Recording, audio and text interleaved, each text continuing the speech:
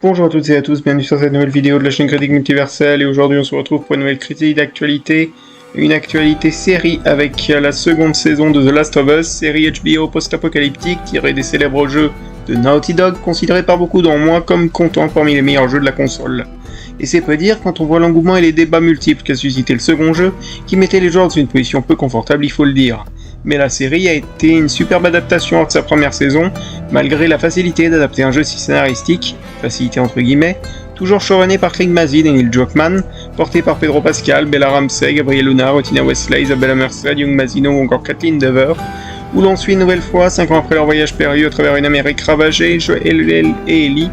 ayant trouvé refuge à Jackson dans le Wyoming, connaissant la paix et la stabilité en dépit de la menace constante des infectés, mais lorsqu'un événement violent va troubler cette paix, Ellie se lance dans une quête de justice et devra affronter les répercussions physiques et émotionnelles de ses actions. En somme, cette seconde saison est pour moi un bon cru. Bien sûr, elle possède quelques défauts, notamment dans certains épisodes plus transitoires que d'autres qui auraient dû être placés ailleurs dans la saison, comme le 7 par exemple. Mais il faut dire que le second jeu est bien plus complexe à adapter que le premier, étant extrêmement riche narrativement, multipliant enjeux et points de vue, et que c'est difficile de l'adapter sur une seule saison. Il y a également quelques Deus Ex Machina ou facilités scénaristiques, mais je n'ai pas plus donné foi noter, car je sais où le jeu peut mener, et je ne me plaindrai pas de persos mal développés, car ils le seront sûrement en saison 3, et s'ils ne le sont pas, là par contre je me plaindrai. Mais j'ai beaucoup aimé la saison, qui brille par plusieurs points, comme son générique et sa BO toujours aussi marquant, ainsi que la composition de décor qui fonctionne toujours très bien. Le tout est très bien mis en scène, c'est autant d'un côté plus anxiogène qu'en saison 1, offrant des scènes ultra maîtrisées en termes de tension.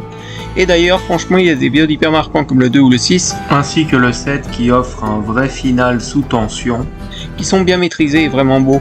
Là où la saison a exploré un road trip qui avait pour conséquence la création d'une relation père-fille, ici l'on questionne les notions de conséquences de ses actes, de vengeance, paternité, amour et plein d'autres thèmes. D'ailleurs, les acteurs incarnent tous bien ces thèmes, sont assez bons. La relation entre Joel et Ellie fonctionne toujours aussi bien, les deux ont une bonne alchimie, et sincèrement, Bella Ramsey joue bien. On peut critiquer son caractère enfantin, mais en même temps elle joue le passage de l'enfance à l'âge adulte, en empruntant des chemins de ténèbres qu'elle va affronter avec Dina, qui est mon coup de cœur de la saison, étant ultra solaire, touchante, avec une bonne alchimie vis-à-vis d'Ellie et Joel, rappelant leur part d'humanité. Et enfin, Kathleen Dever incarne très bien l'antagoniste, étant terrifiante, et j'ai hâte de l'avoir bien plus développée par la suite. Voilà ce que je pouvais dire de cette seconde saison, que si elle souffre un peu de son caractère transitoire, elle est très bien tenue en termes d'acteurs, de tension, conservant un véritable impact scénaristique et dramatique, mais devant garder ce niveau et bien développer ses autres protagonistes en saison 3, sinon ce sera raté. C'est la fin de cette critique, merci de votre écoute et à bientôt sur Critique Multiverselle.